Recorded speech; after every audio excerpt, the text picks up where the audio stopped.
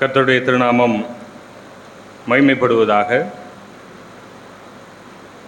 இன்றைய தினத்திலும் கூட வேதத்தில் உள்ள ஒரு நபரை குறித்து நாம் சிந்திக்கப் போகிறோம்.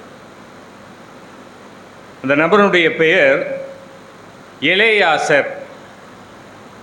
எலேயாசர் அப்படிங்கிற அந்த பெயரை கேட்ட உடனே உங்களுக்கு ஞாபகம் வரக்கூடியவர் யார்? ஆரோனினுடைய பையன். இந்த தாவீதினுடைய பராக்கிரமசாலிகள்னு சொல்லி ஒரு 3 பேர் சொல்லியிருப்பாங்க. அதில் 2வதாக சொல்லப்பட்ட பெயர் எலேயாசர். அந்த எலேயாசர் நீங்கள் அவனுடைய கதையை படித்து பார்த்தீங்கன்னா ரொம்ப அருமையான ஒரு கதை. ஏன்னா பெலிஸ்தியரோடு யுத்தம் பண்ணுறதுக்காக தாவீதினுடைய கூட்டத்தார் போகிறாங்க. ஜனங்கள் எல்லாம் திரும்பி பயந்து ஓடி போயிடுறாங்க. ஆனால் இவன் ஒருவன் மாத்திரம் அவனுடைய கை சலித்து போகும் மட்டும் அந்த பெலிஸ்தியரை என்ன செஞ்சான்? வெட்டினான்னு சொல்லி பார்ப்போம். அதே போல் அவனுடைய அந்த வாளானது அவனுடைய கையோடு கையை என்ன செஞ்சு போச்சு? ஒட்டி போனது அப்படிங்கிறதையும் சொல்லப்பட்டிருப்பாங்க. இன்றைக்கி நம்ம பார்க்க போகிற எலேயாசர் ஆரோனுடைய குமாரன். எத்தனாவது குமாரன்? 3வது. யாத்ராகமம் 6வது அதிகாரம் 23-25. ஆரோன் அம்மினதாவின் குமாரத்தியும் நகசோனின் சகோதரியுமாகிய எலிசபாளை விவாகம் பண்ணினான்.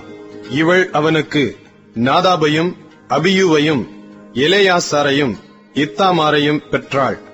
ஆரோனின் குமாரனாகிய எலேயாசார் பூத்தியேலுடைய குமாரத்திகளில் ஒருத்தியை விவாகம் பண்ணினான்.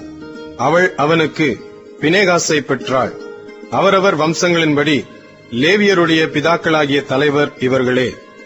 இங்கே பார்க்கிறோம், ஆரோனுடைய குமாரனுடைய பெயர் இங்கே கொடுக்கப்பட்டிருக்கிறது. Nadab, Abihu, Eleazar, Ithamar. இந்த 4 பேர் ஆரோனுடைய குமாரர்கள். இந்த எலேயாசர் அவனுடைய திருமணமும் அதே போல அவனுக்கு பினகாஸ் என்ற ஒரு மகன் இருந்தான் என்ற காரியமும் இங்கே சொல்லப்பட்டிருக்கிறது. இதில் பார்த்தீங்க அப்படின்னா இந்த எலேயாசனுடைய அப்பா ஆரோன், சித்தப்பா யாரு? மோசே. அவனுடைய அத்தை யாரு? மிரியம். சரிங்களா? ஒரு ஆவிக்குரிய ஒரு குடும்பத்தில் பிறந்த ஒரு மகன். ஆரோனுடைய குமாரர்கள் எல்லோருமே எகிப்திலே இருக்கிறார்கள். அந்த குமாரர்கள் எகிப்திலே பிறக்கிறார்கள். இந்த எகிப்திலே பிறந்த இந்த எலேயாசர் கானான் தேசத்திற்கு போனாரா போகலையா? யாத்ராகமம் 28:1, உன் சகோதரனாகிய ஆரோன் எனக்கு ஆசாரிய ஊழியம் செய்யும்படிக்கு நீ ஆரோனையும் அவனோட கூட அவன் குமாரராகிய நாதாப், அபியூ, எலேயாசர், இத்தாமார் எனும் ஆரோனின் குமாரையும் இஸ்ரவேல் புத்திரரிலிருந்து பிரித்து உன்னிடத்தில் சேர்த்துக் கொள்வாயாக. இங்கே வனாந்தரத்திலே ஆசாரிப்பு கூடாரம் நிறுவப்படும் பொழுது அங்கே ஆசாரியனாக ஆரோன் இருக்கிறான். அவனுடைய குமாரர்கள் அவன் ஆசாரிய ஊழியம் செய்யும்படியாக அங்கே பிரித்தெடுக்கப்படுகிறார்கள். அதே போல உபாகமம் 10வது அதிகாரம் 6வது வசனத்திலே பார்க்கிறோம், இந்த எலேயாசர் ஆரோனுக்கு பின்பதாக அந்த ஆசாரியனாக அபிஷேகம் பண்ணப்படுகிறான் என்ற காரியத்தையும் நாம் பார்க்கிறோம். உபாகமம் 10:6. அங்கே ஆரோன் மரித்த பிற்பாடு அவன் பிரதான ஆசாரியனாக அங்கே அபிஷேகம் பண்ணப்படுகிறார் இல்லையா? ஆனால் என்னாகமம் 14வது அதிகாரம் 30வது வசனம் சொல்கிறது. என்னாகமம் 14:30, எப்புன்னையின் குமாரன் காலேபும் நூனின் குமாரன் யோசுவாவும் தவிர மற்றவர்களாகிய நீங்கள் நான் உங்களை குடியேற்றுவேன் என்று ஆணையிட்டு கொடுத்த தேசத்தில் பிரவேசிப்பதில்லை. 2 பேர் தான் கானான் தேசத்திலே பிரவேசிப்பார்கள் என்று சொல்லி ஆண்டவர் சொன்னார். அந்த பாக்கியம் மோசேக்கும் கொடுக்கப்படவில்லை, ஆரோனுக்கும் கொடுக்கப்படவில்லை, மிரியாமுக்கும் கொடுக்கப்படவில்லை. காலேபு, யோசுவா இந்த 2 பேர் மாத்திரம்தான் பிரவேசிப்பார்கள் என்று ஆண்டவர் சொன்னார். அப்போ இந்த எலேயாசர் கானான் தேசத்துக்குள்ள வந்தாரா வரலையா? மொத்தம் எத்தனை கோத்திரம் கானான் தேசத்திற்கு வேவு பார்க்க அனுப்புனாங்க? 12 கோத்திரம். 12 கோத்திரத்தில் ஒவ்வொரு கோத்திரத்திற்கும் ஒரு நபராக மோசே என்ன செய்கிறான்? அனுப்புகிறான். அப்படி அனுப்பின அந்த 12 கோத்திரத்தினுடைய பெயர்கள் அங்கே சொல்லப்பட்டிருக்கிறது. என்னாகமம் 13வது அதிகாரம் 3-16 வரை. அதில் ஒவ்வொன்றா வாசிக்க நீங்கள் நோட் பண்ணிக்கோங்க. முதலாவது ரூபன், 2வது சிமியோன், 3வது யூதா, 4 இசக்கார், 5 எப்பிராயிம், 6 பென்யமின், 7 செபுலோன், 8 யோசேப்பு, 9 தான், 10 ஆசேர், 11 நப்தலி, 12 காத். இதுல லேவி கோத்திரம் இருக்கா அப்படின்னு சொல்லி பார்த்தீங்கன்னா லேவி கோத்திரம் இல்லை. அப்ப லேவி கோத்திரம் முழுவதுமாக அந்த கானான் தேசத்துக்குள்ள என்ன செஞ்சிருக்கு? பிரவேசித்திருக்கிறார்கள். ஏங்க லேவி கோத்திரத்தை இந்த இதுல சேர்க்கல? ஏன்னா அவங்களுக்கு அந்த கானான் தேசத்திலே எந்த ஒரு பங்கும் இல்லை, எந்த ஒரு சுதந்திரமும் இல்லை. தேவன் அவர்களுக்கு சொன்ன ஒரு வாக்குத்தத்தம் என்ன? கர்த்தரே அவர்களுடைய சுதந்திரம், கர்த்தரே அவர்களுடைய பங்கு. அப்ப யுத்தத்திற்கு அவர்கள் போக வேண்டும் என்ற அவசியம் இல்லை. அவர்களுடைய ஊழியம் எதோடு சம்பந்தப்பட்டது? ஆசரிப்பு கூடாரத்தோடு சம்பந்தப்பட்டது. என்னாகமம் 13வது அதிகாரத்தில் முதல் 2 வசனங்களை பார்த்தீங்க அப்படின்னா என்ன சொல்லியிருக்கும் அப்படின்னா, கர்த்தர் மோசையை நோக்கி, நான் இஸ்ரவேல் புத்திரருக்கு கொடுக்கும் கானான் தேசத்தை சுற்றி பார்ப்பதற்கு நீ மனிதரை அனுப்பு, ஒவ்வொரு பிதாக்களின் கோத்திரத்திலும் ஒவ்வொரு பிரபுவாகிய புருஷரை அனுப்ப வேண்டும் என்றார். இது யார் சொன்னது? கர்த்தர் மோசையிடம் சொன்னதாக சொல்லப்பட்டிருக்கிறது. ஆனால் உபாகமத்தில் வாசிக்கிறோம் என்ன அப்படின்னா, உபாகமம் 1வது அதிகாரம் 22வது வசனத்தில் மோசே சொல்லி கொண்டு வருகிறான். என்ன சொல்லி கொண்டு வருகிறார்? நீங்கள் எல்லாரும் என்னிடத்தில் வந்து, யார் வந்து மோசையிட்ட வந்தாங்களா? அந்த ஜனங்கள் எல்லாரும், இஸ்ரேல் ஜனங்கள் எல்லாரும் மோசையிடம் வந்து என்ன சொன்னாங்களாம்?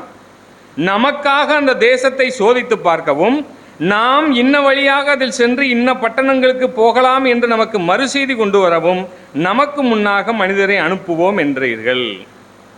ஜனங்கள் வந்து மோசையிட்ட சொன்னதா இங்கே மோசை சொல்லுகிறார். ஆனால் என்னாகமத்திலே வாசிக்கும் பொழுது கர்த்தர் மோசையிடம் சொன்னதாக சொல்லப்பட்டிருக்கிறது. எதுங்க உண்மை? எப்படி இதை நம்ம எடுத்துக்கிறது? இதை எப்படி எடுத்துக்கணும் அப்படின்னா, இந்த வேண்டுதல் மோசேக்கு அந்த ஜனங்கள் வைக்கிறார்கள். அதன் பிற்பாடு அவன் கர்த்தரிடத்தில் கேட்டு அதன்படி கர்த்தர் என்ன சொல்கிறார்? இவருடைய மனதினுடைய அந்த கடினம் என்ன என்பது கர்த்தருக்கு தெரியும். ஆதலால் சரி போங்கள் என்று சொல்கிறார். ஆண்டவர் சொன்ன வார்த்தையை நன்றாக கவனிங்கள். அந்த தேசத்தை உளவு பார்க்கும்படியாக ஆண்டவர் போக சொன்னார். இந்த மனுஷர்களும் என்ன சொன்னார்கள்? இந்த ஜனங்களும் என்ன சொன்னார்கள்? நம்ம என்ன செய்யலாம்? அனுப்பலாம். அங்கே போய் வேவு பார்த்துட்டு வரட்டும். என்ன வேவு? நம்ம ஃபஸ்ட்டு எந்த பட்டணத்தை பிடிக்கலாம், ஒரு ப்ளூ பிரிண்ட், ஒரு மேப் மாதிரி ஒன்று ரெடி பண்ணிக்கலாம். ஃபஸ்ட்டு எந்த பட்டணத்தை பிடிக்கலாம், அடுத்து என்ன பட்டணத்தை பிடிக்கலாம் அப்படிங்கிற இந்த ஃப்ளோ சார்ட்டை நம்ம என்ன செஞ்சுக்கலாம், போட்டுக்கலாம். அப்படிங்கிறத பார்த்துட்டு வர்றதுக்காக ஜனங்களை அனுப்பலாம் அப்படின்னாங்க. போயிட்டு வந்தவங்க சொன்ன செய்தி என்ன அப்படின்னா, உண்மையாகவே அது மகா நல்ல தேசம், பாலும் தேனும் ஓடுகிற தேசம்தான். ஆண்டவர் தேசத்தை மாத்திரம் பார்த்துட்டு வாங்கன்னு சொன்னார். ஆனால் இவங்க அதோடு சேர்ந்து மோசே அந்த அவங்களுக்கு இன்ஸ்ட்ரக்ஷன் கொடுக்கும்போது என்ன சொல்கிறான்? அந்த ஜனங்கள் பலவான்களா பலவீனர்களா என்பதையும் நீங்கள் பார்த்து வாருங்கள் அப்படின்னு சொல்லி அனுப்புகிறார். அப்போ அந்த ஜனங்களை பார்க்கும் பொழுது அங்கே என்ன ஆயிடுது? அவர்களுக்கு மனமடிவாக போகிறது. அப்படி போனதுனால தான் 2 பேர் மாத்திரம் விசுவாசத்தோடு அவர்கள் அறிக்கையிட்டார்கள். அவர்கள் கானான் தேசத்திற்குள்ளே பிரவேசிப்பார்கள் என்ற வாக்குத்தத்தத்தை பெற்றார்கள். மீதி அந்த 10 பேரும் அதே இடத்திலே வாதை வந்து மரித்தார்கள் என்று நாம் பார்க்கிறோம். ஆனால் இதை எல்லாவற்றுக்கும் அப்பாற்பட்ட நிலைமையிலே லேவி கோத்திரம் இருக்கிறது. அவர்கள் இந்த யுத்தத்தில் பங்கெடுப்பதும் இல்லை. அவர்களுடைய வேலை எதை பொறுத்தது என்றால் ஆசரிப்பு கூடாரத்தை பொறுத்த ஒரு காரியம். அப்போ இந்த எலெயாசார் கானானுக்கு போனார். யோசுவா 14வது அதிகாரம் 1வது வசனத்திலே யோசுவா அந்த தேசத்தை இஸ்ரவேல் ஜனங்களுக்கு பங்கு வைக்கும் பொழுது அங்கே ஆசாரியனாக இருந்தவர் யார்? எலெயாசார். இந்த எலெயாசார் தான் யோர்தான் நதியை கடக்கும் போதும் ஆசாரியனாக இருந்தார். அவர் தான் is the first high priest to enter into the Canaan. Canaan தேசத்திற்கு பிரவேசித்த முதல் ஆசாரியர் இந்த எலெயாசார். யோசுவாவுக்கு உதவிகரமாக இருந்து அந்த தேசத்தை பங்கு வைப்பதற்கு அங்கே உதவி செய்கிறார். வாசிங்களேன், யோசுவா 14:1. கானான் தேசத்திலே இஸ்ரவேல் புத்திரர் சுதந்தரித்துக் கொண்ட தேசங்களை ஆசாரியனாகிய எலெயாசாரும் நூனின் குமாரனாகிய யோசுவாவும் இஸ்ரவேல் புத்திரருடைய கோத்திர பிதாக்களின் தலைவரும் கர்த்தர் மோசேயை கொண்டு கட்டளையிட்டபடி சீட்டு போட்டு, அப்ப யோசுவாவோடு கூட இருந்த எலெயாசார். அது மாத்திரமல்ல, என்னாகமம் 26:3-4 வாசிக்கிறோம். அங்கே இந்த இஸ்ரவேல் ஜனங்களை தொகையிடுகிறார்கள் இல்லையா, எண்ணுகிறார்கள். அப்படி எண்ணும் பொழுது அது அந்த நேரத்தில் மோசே இருக்கிறார். அந்த மோசேக்கு உதவிகரமாக இருந்தது யார் என்றால் இந்த எலெயாசார். ஜனங்களை எண்ணிக்கை செய்வதற்கும் அவன் உதவியாக இருந்தான் என்று சொல்லி வேதம் இங்கே சொல்லுகிறது. அதே போல இவன் எந்த இடத்திலும் பேசினான் என்று சொல்லி எந்த ஒரு காரியமும் சொல்லப்படவில்லை. ஏதாவது ஒரு இடத்துல யார்கிட்டையாவது ஏதாவது பேசினா அப்படின்னு சொல்லி நீங்கள் இந்த எலெயாசாரை குறித்து பார்த்தீங்க அப்படின்னா எதுவுமே அவன் எந்த ஒரு வார்த்தையுமே பேசவில்லை. அவன் லேவி கோத்திரத்தை சேர்ந்தவன். நீங்கள் லேவி கோத்திரம், ஆசாரிய ஊழியம் இரண்டையும் நீங்கள் வேறு பிரித்து நீங்கள் பார்க்க தெரிந்திருக்க வேண்டும். என்ன என்றால், ஆசாரிய ஊழியம் செய்பவர்கள் யாராகத்தான் இருக்க வேண்டும்? லேவியராகத்தான் இருக்க வேண்டும்.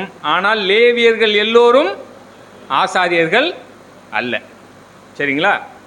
அப்போ லேவியர்களுக்கு என்று அந்த ஆசாரிப்பு கூடாரத்திலே அநேக வேலைகள் உண்டு, பணிமுட்டுகள் நிறைய உண்டு. இந்த பணிமுட்டுகள் என்று சொல்லும் பொழுது லேவியர்கள் ஆசாரிப்பு கூடாரத்தோடு சேர்ந்து இருக்கக்கூடியவர்கள். நீங்கள் இந்த ஆசாரிப்பு கூடாரத்தை நடுவில் வச்சுட்டு இந்த 12 கோத்திரம் எங்கே அவர்கள் கூடாரம் அமைக்கணும் அப்படின்னு சொல்லி விழாவாரியாக சொல்லியிருப்பாங்க. ஆனால் இந்த லேவி கோத்திரத்துக்கு அப்படி ஒரு விளக்கமே இருக்காது. அவர்கள் எதை சுற்றி இருக்கணும்னு சொல்லியிருக்கோம்? ஆசரிப்பு கூடாரத்தை சுற்றி அவர்களுடைய அந்த வம்சவழியினர் அங்கே தங்க வேண்டும். இந்த என்ட்ரன்ஸில் இந்த மோசே, ஆரோன் இவர்களுடைய குடும்பம் இருக்கும், இது இந்த சைடு இவர்கள் இருப்பார்கள் என்று சொல்லி ஆசரிப்பு கூடாரத்தை அடிப்படையாக வைத்து இந்த லேவியர்கள் அடுத்த ஒரு லேயரில் அவர்கள் இருப்பார்கள். லேவிக்கு மட்டும் அப்படி என்னங்க அப்படி ஒரு ஸ்பெஷாலிட்டி? யோசிச்சு பாருங்களேன். லேவியர்களுக்கு மட்டும் ஏன் அந்த ஒரு ஸ்பெஷல் ப்ரிவிலேஜ்? நீங்கள் நல்லா பார்த்தீங்க அப்படின்னா, லேவி யாருடைய புத்திரன்? யாக்கோபினுடைய புத்திரன். யாக்கோபுக்கு லேவியை பிடிக்குமா பிடிக்காதா? பிடிக்காது. சரிங்களா? தன்னுடைய கடைசி காலத்தில் எல்லா மகன்களையும் கூப்பிட்டு அவர்களுடைய எதிர்காலத்தை குறித்து என்ன சொல்றாரு? யாக்கோபு சொல்றாரு. அங்கே லேவியை குறித்து என்ன சொல்றாருங்கிறத வாசிங்களேன். ஆதியாகமம் 49வது அதிகாரம் 5, 6, 7. சிமியோனும் லேவியும் ஏக சகோதரர். அவர்களுடைய பட்டயங்கள் கொடுமையின் கருவிகள். என் ஆத்துமாவே, அவர்களுடைய ரகசிய ஆலோசனைக்கு உடன்படாதே. என் மேன்மையே, அவர்கள் கூட்டத்தில் நீ சேராதே. அவர்கள் தங்கள் கோபத்தினாலே ஒரு புருஷனை கொன்று தங்கள் அகங்காரத்தினாலே அரண்களை நிர்மூலமாக்கினார்களே. உக்கிரமான அவர்கள் கோபமும் கொடுமையான அவர்கள் மூர்க்கமும் சபிக்கப்பட கடவது. யாக்கோபிலே அவர்களை பிரியவும் இஸ்ரவேலிலே அவர்களை சிதறவும் பண்ணுவேன். பாருங்க, ஒரு தகப்பன் தன்னுடைய மகனுக்கு சொல்லக்கூடிய ஒரு வார்த்தை. என்ன வார்த்தை என்றால், சபிக்கப்பட கடவது. அப்போ யாக்கோபுக்கு இந்த லேவி என்பவன் மிகவும் ஒரு பிரியமான மகன் என்று சொல்ல முடியாது. ஆனால் தேவனுக்கு ரொம்ப பிரியமான ஒரு கூட்டங்க லேவி கூட்டம். அது எப்போ நடந்துச்சு அப்படின்னா, அது நமக்கு நன்றாக தெரியும். என்ன அப்படின்னா, அந்த ஆரோன் பொன் கன்றுக்குட்டிகளை ஸ்தாபித்து விக்கிரக வழிபாட்டுக்குள்ளாக ஜனங்களை வழி நடத்துகிறான். அப்பொழுது மோசே கோவப்பட்டு அந்த கற்பலைகளை உழைத்து கொண்டு கர்த்தர் பக்கமாக நிற்பவர்கள் யார் என்று சொல்லி அவன் கேட்கிறான். அப்படி கேட்கும் பொழுது அவன் பக்கமாக வந்து சேர்ந்த கூட்டம் என்ன அப்படின்னா, லேவியர்கள். அப்போ லேவியர்கள் அந்த ஒரு தீர்மானம் எடுக்கிறார்கள் இல்லையா, நாம் கர்த்தர் பக்கமாக நிற்க வேண்டும். அந்த தீர்மானத்தை ஆண்டவர் நினைத்து கொண்டிருக்கிறார், அவர்களை ஆசீர்வதித்தார். நீங்க இது எது வரைக்கும் போகுது அப்படின்னா, இந்த தாவீதுனுடைய நாட்கள், எரேமியா 33:22, எரேமியாவினுடைய நாட்களில் அவர் ஒரு தீர்க்கதரிசனம் சொல்றார், தாவீதுனுடைய வம்சம் திரும்ப எழுப்பப்படும் அப்படின்னு சொல்லி. அந்த நேரத்தில் கூட லேவியை குறித்து அங்கே சொல்கிறார். எரேமியா 33:22. வானத்து நட்சத்திரங்கள் எண்ணப்படாததும் கடற்கரை மணல் அளக்கப்படாததுமாய் இருக்கிறது போல, நான் என் தாசனாகிய தாவீதின் சந்ததியையும் எனக்கு ஊழியம் செய்கிற லேவியரையும் வர்த்திக்க பண்ணுவேன் என்று கர்த்தர் சொல்லுகிறார் என்றார். தாவீதை குறித்து அவங்க சொல்லிக் கொண்டு வருகிறார். இந்த ஜனங்கள் இவ்விதமாக பெருகுவார்கள் என்று சொல்லிக் கொண்டு வருகிறார். அப்பொழுது கூட எனக்கு ஊழியம் செய்த லேவி என்று சொல்லி அங்கே சொல்லுகிறார். அப்போ ஒரு லேவி கோத்திரத்திலே பிறந்த இந்த எலெயாசர் ஆசாரியனாக அபிஷேகம் பெற்றவன், ஆரோனுக்கு அடுத்தபடியாக பிரதான ஆசாரியனாக உயர்வு பெற்றவன். இப்படிப்பட்ட நிலைமையிலே இந்த ஒரு இவனுடைய காரியத்தை குறித்து நாம் சிந்திக்கும் பொழுது இவன் எந்த இடத்திலையுமே பேசவில்லை. நீங்கள் அடுத்ததாக பார்த்தீங்களா, யோசுவா 24:33 அவன் மரித்து அடக்கம் பண்ணப்பட்டான் என்று சொல்லி இவனுடைய அந்த வாழ்க்கை முடிந்து விடுகிறது. ஆனால் இவனுடைய வாழ்க்கையை பார்க்கும் பொழுது இவன் ஒரு மௌனமான ஒரு சாட்சி. என்ன மௌனமான சாட்சி அப்படின்னா, அவனுடைய வாழ்க்கையிலே பிரச்சனைகள் வந்து கொண்டே இருக்கின்றன. அவன் வாழ்க்கையில் சந்தித்த 3 பிரச்சனைகள் ரொம்ப முக்கியமான பிரச்சனை. ஒன்று, இந்த ஆரோன் வனாந்தரத்திலே பொன் கன்றுக்குட்டியை உண்டாக்கினது. இது முதலாவதாக அவன் வாழ்க்கையிலே சந்திக்கிற பிரச்சனை. தன்னுடைய தகப்பனார் இந்த இஸ்ரேல் ஜனங்களை விக்கிரக ஆராதனைக்குள்ளாக வழிநடத்தி கொண்டு போகிறான் என்ற ஒரு பிரச்சனை. இரண்டாவதான ஒரு பிரச்சனை லேவியராகமம் 10வது அதிகாரம்.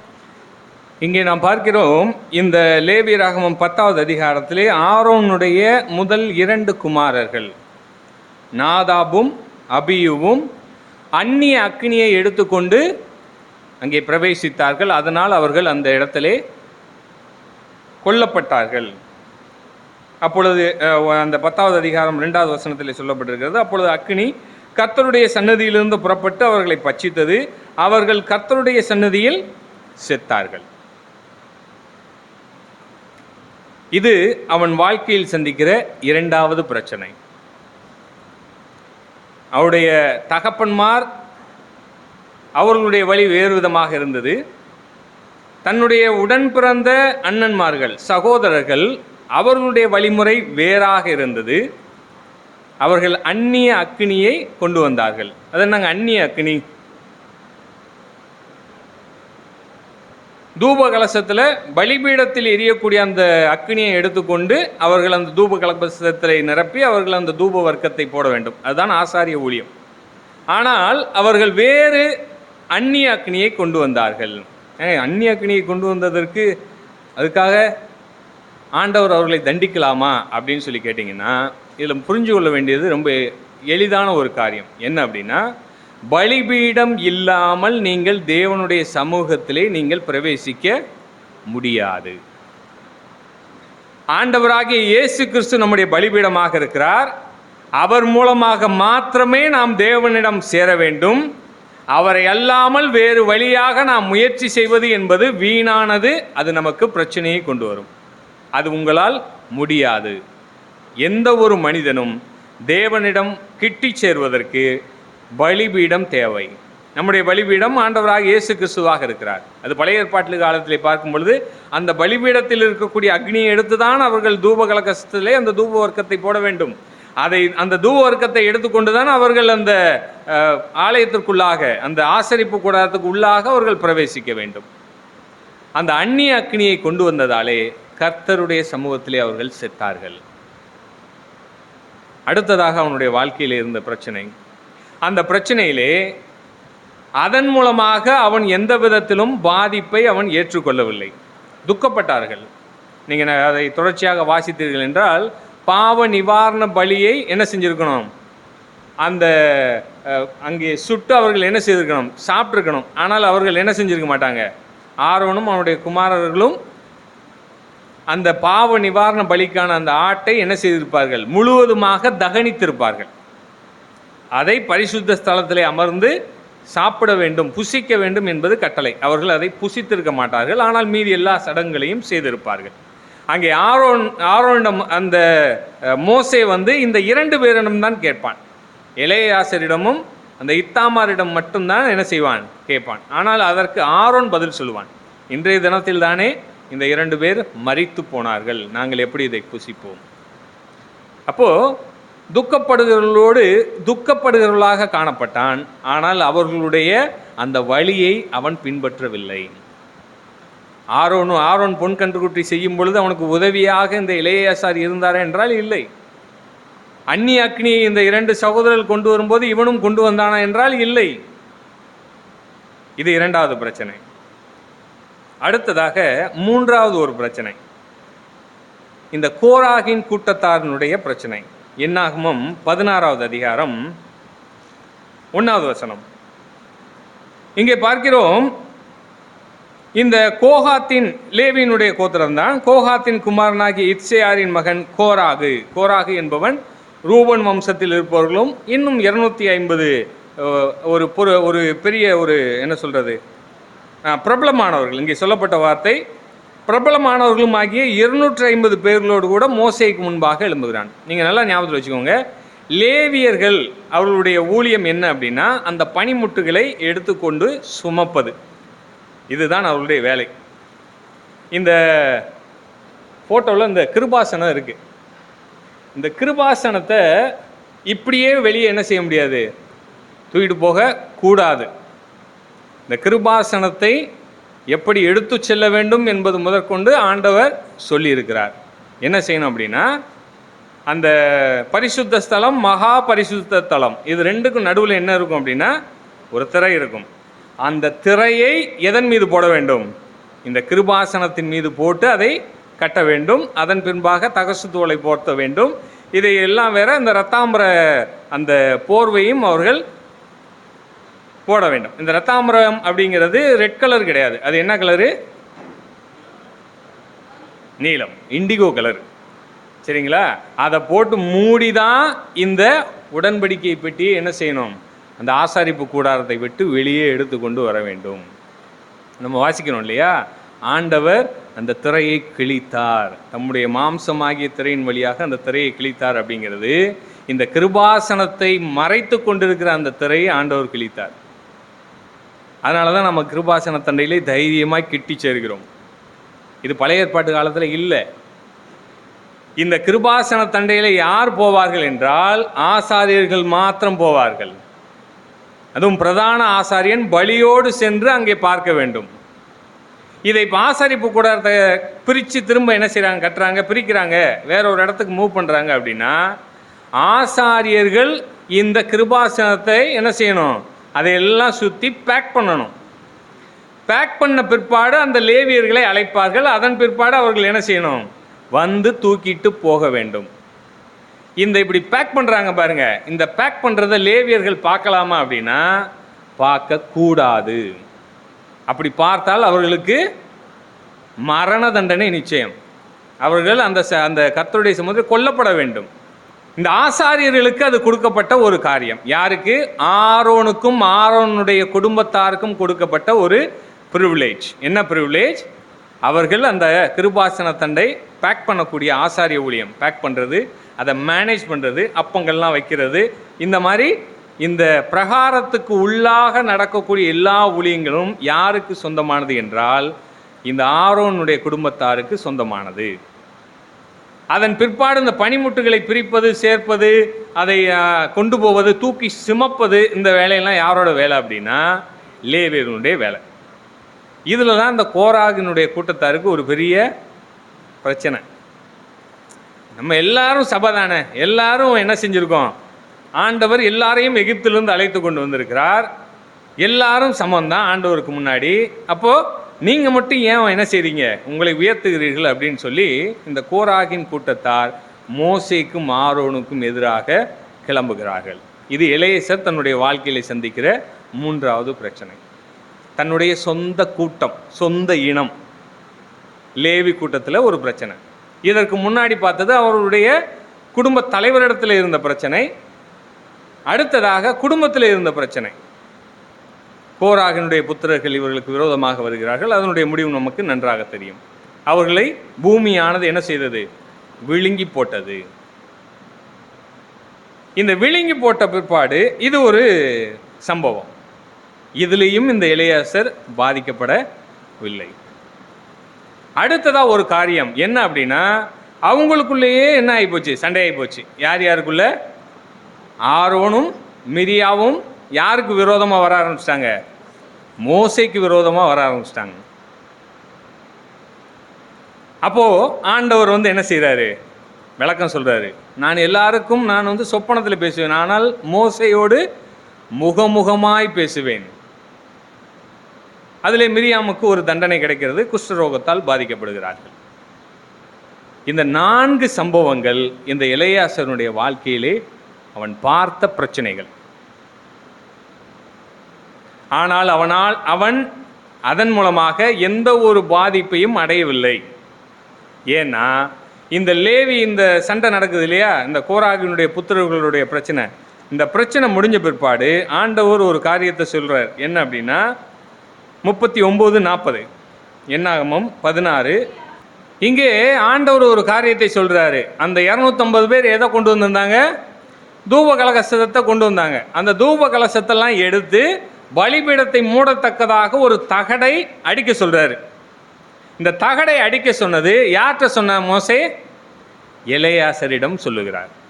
அங்கே வார்த்தை தெளிவாக சொல்கிறது. அதை செய்கிறான். செய்து முடித்த பிற்பாடு கர்த்தர் மோசேயை கொண்டு தனக்கு சொன்னபடியே அவைகளை பலிபீடத்தை மூடும் தகடுகளாக அடிப்பித்தான். இவ்வளவு பிரச்சனை நடக்கும் பொழுது ஆண்டவர் அவனுக்கு ஒரு காரியத்தை மோசே மூலமாக சொல்றார். நீ ஒரு தகடை அடிக்க வேண்டும், அது பலிபீடத்தை மூட வேண்டும்.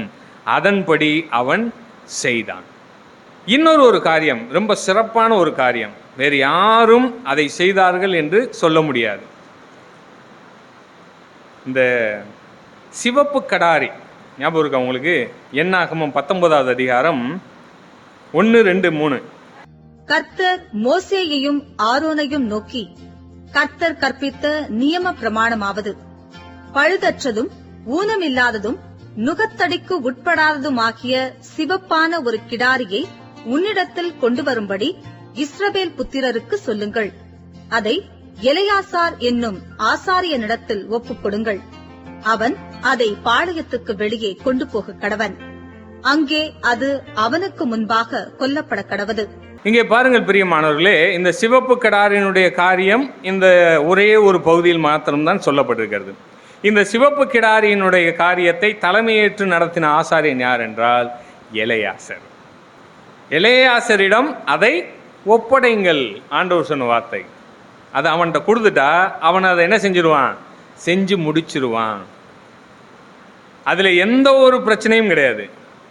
கொல்லப்பட்டது, எரிக்கப்பட்டது, அந்த சாம்பல் பாளையத்திற்கு புறம்பாக அங்கே கொட்டப்பட்டது. இந்த எலெயாசர், நல்லா ஞாபகத்தில் வச்சுக்கோங்க, இந்த 2 சம்பவம் நடக்கும்போது அவன் பிரதான ஆசாரியன் கிடையாது. யாரு? ஆசாரியன். ஆசாரியனாக இருக்கும் பொழுது செய்த ஒரு பெரிய காரியம் இந்த சிவப்பு கிடாரியினுடைய காரியம். இந்த சிவப்பு கிடாரியினுடைய காரியம் அது பாளையத்துக்கு புறம்பாக கொட்டப்பட்ட பிற்பாடு அவன் அந்த சாயங்கரம் வரை அந்த ஆசாரியன் தீட்டுப்பட்டவனாக இருப்பான். அவன் பாளையத்திற்கு புறம்பாக இருக்க வேண்டும். இந்த நியமத்தை எல்லாம் முறைப்படி செய்து முடித்தான் இந்த எலெயாசர். அந்த பலிபீடத்தினுடைய தகடு அடிக்கக்கூடிய காரியமாக இருந்தாலும் சரி, அல்லது இந்த சிவப்பு கிடாரினுடைய காரியமாக இருந்தாலும் சரி, இந்த இஸ்ரவேல் வரலாற்றிலே ஒரே முறை நடந்ததாக வேதத்தில் சொல்லப்பட்டது. அதை நடத்தும் பொழுது இருந்தது எலெயாசர். இந்த எலெயாசர் ஆண்டவருடைய வார்த்தைக்கு கீழ்ப்படிந்தவனாக காணப்பட்டான். தன்னுடைய தகப்பனைப் போலவும் இல்லை, தன்னுடைய சகோதரர்களைப் போலவும் இல்லை. ஆனால் அவன் நல்ல தகப்பனாக இருந்தான். அவன் நல்ல சகோதரனாக இருந்தான். அவன் மற்றவர்களுக்கு ஒரு உதாரணமாக வாழ்ந்தான். எலெயாசருடைய மகன் யார்?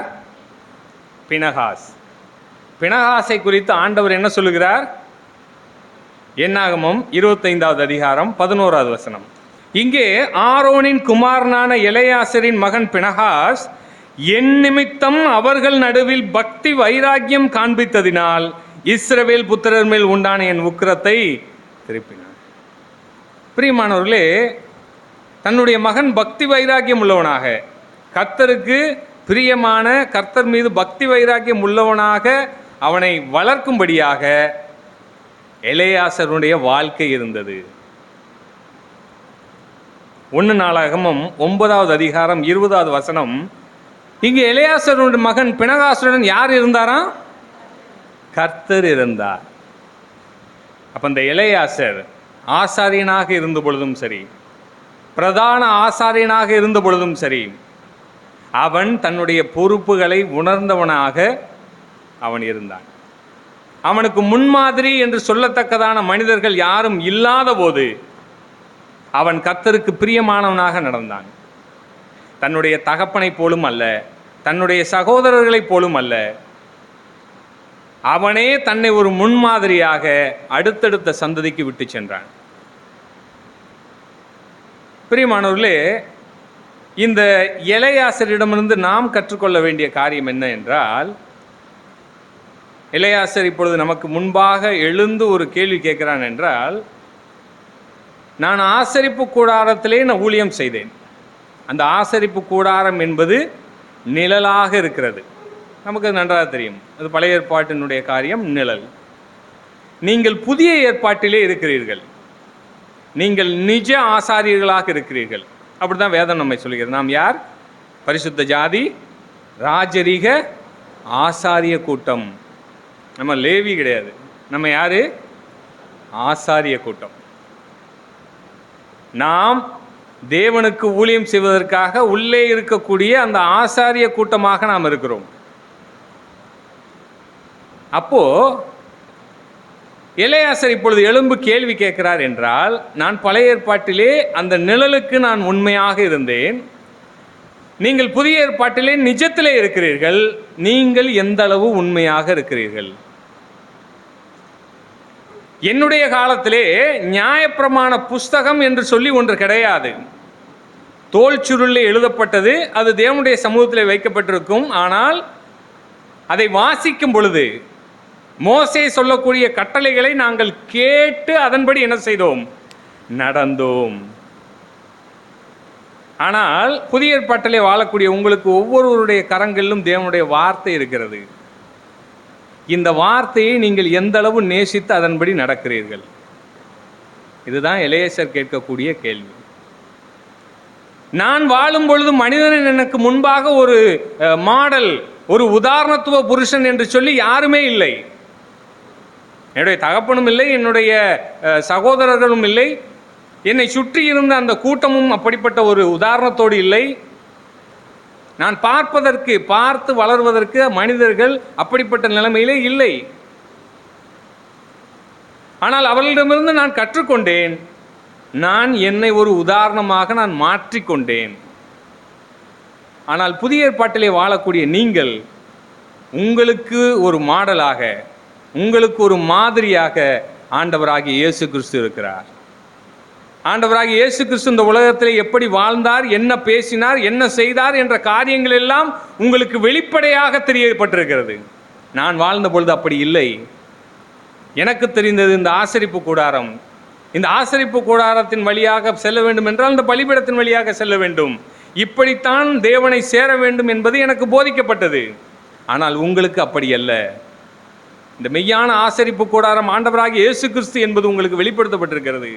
அவர் எப்படிப்பட்டவர், எத்தனை காலம் வாழ்ந்தார், என்னென்ன செய்தார் என்ற காரியங்கள் எல்லாம், அவருடைய மரணத்தினாலே நீங்கள் எப்படிப்பட்ட ஆசீர்வாதங்களை சுதந்திரிக்கிறீர்கள் என்ற காரியங்கள் எல்லாம் உங்களுக்கு சொல்லப்பட்டிருக்கிறது. நீங்கள் அதற்கு என்ன செய்கிறீர்கள்? மூன்றாவதாக, நான் என்னுடைய குடும்பத்தை பக்தி வைராக்கியம் உள்ள ஒரு குடும்பமாக நான் மாற்றும்படி நான் அவர்களுக்கு முன்மாதிரியாக வாழ்ந்தேன். பினகாஸ் தன்னுடைய தகப்பனாருடைய வாழ்க்கையை பார்த்து அதிலிருந்து கற்றுக்கொண்டான். ஆதலால் அவன் கர்த்தருக்கு பக்தி வைராக்கியம் காட்டியவனாக இருந்தான். கர்த்தர் அவனோடு இருந்தார். அப்ப பிரியமானவர்களே, நீங்கள் தகப்பனாக இருந்தால், தாயாக இருந்தால், உங்களுடைய வாழ்க்கையை நீங்கள் சிந்தித்து பாருங்கள். உங்களுடைய பிள்ளைகளுக்கு என்ன எச்சத்தை நீங்கள் விட்டு செல்கிறீர்கள்?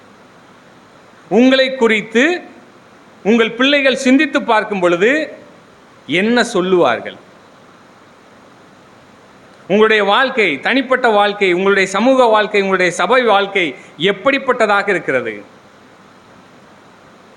எங்கள் அப்பா எல்லாம் நல்லா தான் பேசுவார், ஆனால் அடிக்கடி பொய் சொல்லுவாருங்க. இப்போ உதாரணத்துக்கு உங்கள் பையனுக்கோ உங்கள் பொண்ணுக்கோ நீங்கள் ஒரு பொருளை வாங்கி தரீங்க அப்படின்னு சொல்லிடுறீங்க. ஏதோ ஒன்று கேட்குறாங்கன்னு வைங்க, அதுக்கு என்னப்பா வாங்கி தந்துடலாம் அப்படின்னு சொல்லிடுறீங்க.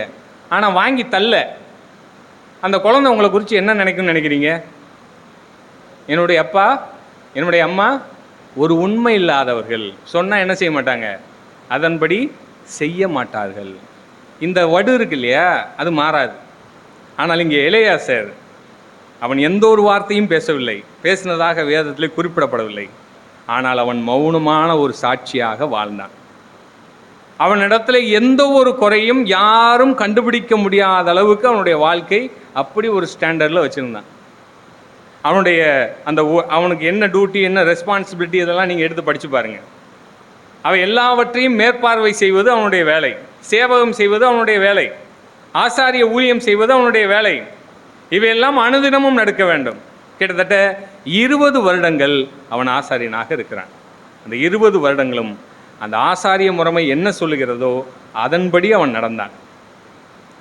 சுற்றி இருக்கிற அந்த பிரச்சனையினால் அவன் பாதிக்கப்படவில்லை. அவன் கீழ்ப்படிதல் உள்ளவனாக, பக்தி வைராக்கியம் உள்ளவனாக வீட்டிலும் சபையிலும் சமூகத்திலும் அவன் நடந்து கொண்டான். பிரியமானவர்களே, நாம் நம்முடைய மகா பிரதான ஆசாரியனாக ஆண்டவராக இயேசு கிறிஸ்துவை கொண்டிருக்கிறோம். நாம் ஆசாரியர்களாக இருக்கிறோம். எப்படி ஒரு குல்லா போட்டு ஒரு கச்சையை போட்டு அந்த காலத்தில் ஆசாரியர் இருந்தவர்கள், அதே போல் நாமும் இப்பொழுது ராஜரிக ஆசாரியர்களாக இருக்கிறோம். மகா பிரதான ஆசாரியர் பலியை செலுத்தி பரலோகத்தில் வீற்றிருக்கிறார். ஒரு நாளில் நம்மையும் அழைத்து போவார்னு சொல்லியிருக்கிறோம். நமக்கு இத்தனை திரளான சாட்சிகள் நமக்கு இருக்கிறது. இந்த எலெயாசர் ஒரு அற்புதமான ஒரு சாட்சி. தன்னுடைய குடும்பத்தை பக்தி வைராக்கியத்தோடு வளர்த்தவன். அது எப்படிங்க, பிணகாசு ஓகே, அதுக்கப்புறம் இல்லையா? பிணகாசு ஒருவேளை அவன் தன்னுடைய சுய ஞானத்தினால் அவன் என்ன செஞ்சுருக்கலாம், அப்படி வாழ்ந்திருக்கலாம்.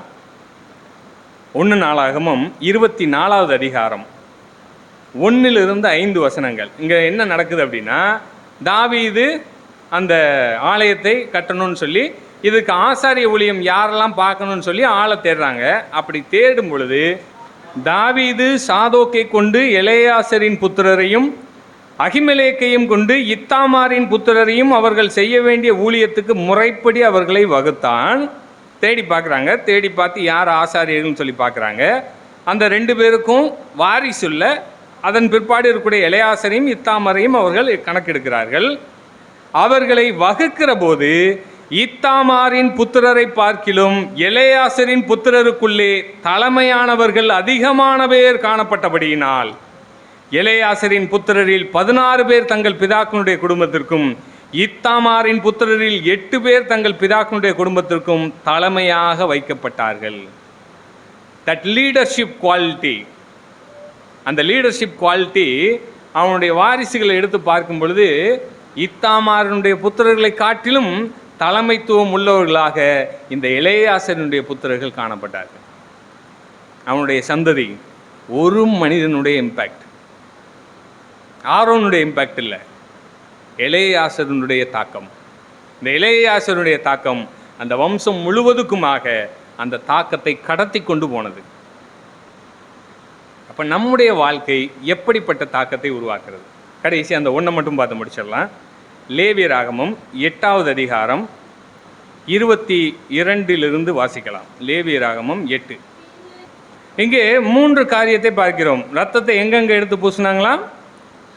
வலது காதின் மடல், அடுத்ததாக வலது கையின் பெருவிரல், அடுத்ததாக வலது காலின் பெருவிரல்.